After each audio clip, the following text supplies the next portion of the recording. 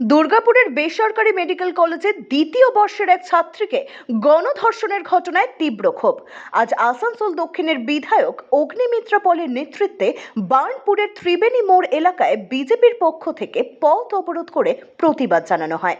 রাস্তায় বসে টায়ারে আগুন জ্বালিয়ে তীব্র প্রতিবাদে ফেটে পড়েন বিজেপি কর্মীরা। অগ্নিমিত্রা পল বলেন, আজ পশ্চিমবঙ্গে কোনো মহিলা সুরক্ষিত নন। যখন মুখ্যমন্ত্রী ধর্ষণের রেট নির্ধারণ করেন তখন অপরাধীরাই নির্ভয় হয়ে ওঠে। রাজ্যে মহিলাদের নিরাপত্তা নিয়ে ফের উঠল বড় প্রশ্ন। Bureau report, any express 24। দুর্গাপুরের সেকেন্ড ইয়ারের স্টুডেন্ট উড়িষ্যা থেকে পশ্চিমবঙ্গে পড়তে এসছে, তাকে গণধর্ষণ করা হয়েছে। সে গেছিল খাবার কিনতে গতকাল রাত্রে, খুব বেশি রাত হয়নি, সন্ধ্যাবেলায়, এবং তাকে দুষ্কৃতীরা গণধর্ষণ করে। এটা প্রথম ঘটনা নয়, এর আগে বহুবার প্রতি মুহূর্তে পশ্চিমবঙ্গের মহিলাদের ওপর অত্যাচার হয়, কিন্তু মমতা ব্যানার্জি মুখ্যমন্ত্রী, পুলিশ মন্ত্রী, পুলিশ কোনো অ্যাকশন নেন না। চার্জশিট এমনভাবে দেওয়া হয়, তাতে লঘুধারা দেওয়া হয়, এবং অলরেডি যে হাসপাতালে হয়েছে, যে কলেজে আইকিউ সিটি, সেখানে অলরেডি চাপার চেষ্টা করা হচ্ছে। আজকে লক্ষ্মীর ভাণ্ডার দিয়ে, কন্যাশ্রী দিয়ে আর সবুজ সাথীর সাইকেল দিয়ে মহিলাদের সশক্তিকরণ হবে না। মহিলাদের সশক্তিকরণ তখনই হবে যখন মহিলারা চাকরি পাবে আর তাদের বিরুদ্ধে যারা অন্যায় করবে তাদের শাস্তি হবে। কিন্তু এখানে কোনো শাস্তি নেই। আমাদের পশ্চিমবঙ্গের মেয়েদের আমরা সুরক্ষা দিতে পারি না। উড়িষ্যা, সেখান থেকে একটি মেয়ে এলো, তাকেও আমরা সুরক্ষা দিতে পারলাম না। কোটি কোটি টাকার পুজো করছেন আজকে বড় বড় নেতা মন্ত্রীরা, টিএমসির মা দুর্গার পুজো, মা কালীর পুজো, কোটি টাকা খরচা করে, কিন্তু আসল যারা মা দুর্গা, মা কালী, মা লক্ষ্মী, তাদের কোনো সম্মান নেই। বাড়ির 2 বছরের বাচ্চাও যদি টিউশন পড়তে যায় আর 80 বছরের বৃদ্ধাও যদি বাজারে যায়, যে কোনো সময় এই পশ্চিমবঙ্গে রেপড হয়ে যাবে। কারণ আমাদের মুখ্যমন্ত্রী রেপের রেট বেঁধে দিয়েছেন। ফুল রেপ একটা রেট, হাফ রেপ একটা রেট, নাবালিকার একটা রেট, সাবালিকার একটা রেট।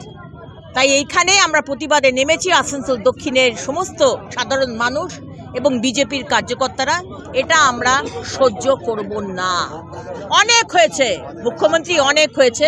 আপনার থেকে আমরা স্টেটমেন্ট চাই। এখন কি বলবেন মেয়েটার চরিত্র খারাপ? ছোট স্কার্ট পরা, চরিত্র খারাপ, তাই জন্য রেপ হয়েছে। চিকেন খায়, মাটন খায়, তাই জন্য রেপ হয়েছে। ছোট চুল, তাই জন্য রেপ হয়েছে। পেটে বাচ্চা ছিল, তাই জন্য রেপ হয়েছে। এটা কি বলবেন?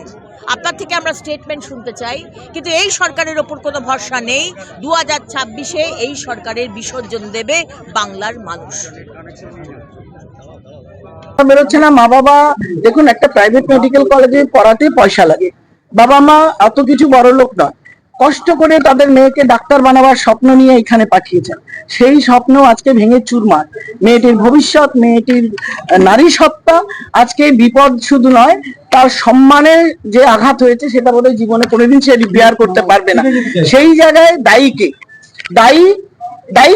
দায়ী কি কলেজ কর্তৃপক্ষ? বলবো না। দায়ী কি মেয়েটি? না। দায়ী কি তার আমাদের রাজ্যের পুলিশ প্রশাসন এবং এরা? না। প্রত্যেকেই যৌথভাবে কিছু না কিছু জায়গায় কিছু না কিছু ল্যাকিউনি আছে। এখানে ক্যামেরা নেই কেন? সিসিটিভি নেই কেন? মেয়েটি কেন খেতে বাইরে যেতে হয়েছিল? কলেজ ক্যাম্পাসের কাছাকাছি কেন খাবার ভালো জায়গা করা হয়নি?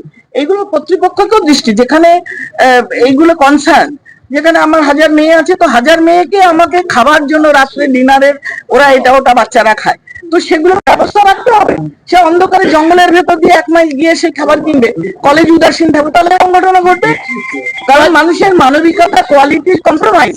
সেই জায়গায় দাঁড়িয়ে সুরক্ষা দিতে গেলে, মেয়েদের সুরক্ষা দিতে গেলে আমাদের সকলকে একত্রে, আমি আবার রিপিট করছি, আমাদের প্রত্যেককে কাজ করতে হবে।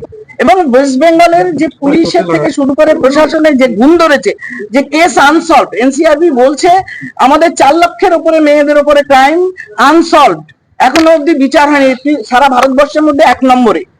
তো এই জিনিসটা আমাদের ইমিডিয়েটলি ফাস্ট ট্র্যাক কোর্ট হোক, যে কোনো ভাবে হোক, এগুলোকে সলভ করে মেয়েদের বিচার দিতে হবে। শুধু তাই নয়, আমাদের এই যে এই ক্রাইমগুলো হচ্ছে, এই ক্রাইমগুলোর পরবর্তীকালে দেখছি আমরা এখন সব দৌড়াদৌড়ি করলাম, 7 দিন পরে ধামাচাপা পড়েই গেল, সেটা আর তারপরে আর আলো দেখলো না। এই জায়গাগুলো থেকে কমিশনে তুলে আনাটা, কলেজ কর্তৃপক্ষের বিবৃতিতে শারীরিক কলেজের ইনফ্রাস্ট্রাকচার তো আমি বললাম, আমি ওনাদের বলেছি প্রপার ক্যামেরা, সিসি ক্যামেরা উপযুক্ত ভাবে শুধু কলেজের ভেতরে নয়, কলেজের বাইরে যে 2 কিলোমিটার রাস্তা জঙ্গলের ভিতরে, সেখানে ক্যামেরা আজকাল সোলার এআই জেনারেটেড ওই ভালো ক্যামেরা রোটেটিং এইসব পাওয়া যায়। এগুলো দিয়ে কাউকে আইডেন্টিফাই করা কোনো কঠিন কাজ না, সেটা করতে হবে। এবং শুধু লাইট আর ক্যামেরায় হবে না, বাথরুম গুলো, টয়লেট গুলো দেখতে হবে, খাবার জায়গাগুলো উপযুক্ত রাখতে হবে, জলের ব্যবস্থা রাখতে হবে। রাতের বেলা বাচ্চারা হাসপাতালে কাজ করে, এই সুযোগ সুবিধা না দেখলে তারা বাইরে যাবে, বিপদের মুখে পড়বে। এটা হলো কলেজ কর্তৃপক্ষের 1 নম্বর।